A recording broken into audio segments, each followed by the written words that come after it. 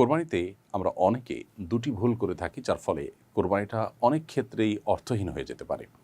তার একটি হলো, আমরা অনেকেই কসাইদেরকে কোরবানির পশুর গোশত অনেকটা বিনিময় হিসাবে দিয়ে থাকি। কসাইয়ের যা পারিশ্রমিক হওয়ার কথা, তার চাইতে কম পারিশ্রমিকে তিনি অনেক সময় রাজি হয়ে যান, কারণ তিনি জানেন যে বেশ কিছু গোশত তিনি পাবেন।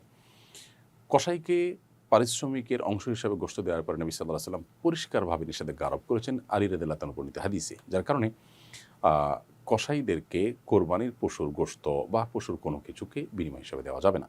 আরেকটি বিষয় হলো, আমরা অনেকেই কোরবানির পশুর বর্জ্য, কোরবানির পশুর মলমূত্র, রক্ত এগুলো যেখানে সেখানে ফেলে আমরা কোরবানির গোশতটাকে আহরণ করে বাসায় চলে যাই।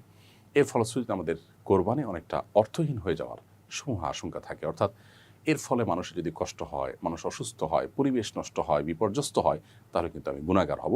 কোরবানি করে আমি আল্লাহর কাছ থেকে যে সওয়াব আশা করছি, সেখানে যদি আমি গুনাহ কামাই করি, তাহলে সেটা হবে আমার সবচেয়ে দুর্ভাগ্যজনক বিষয়।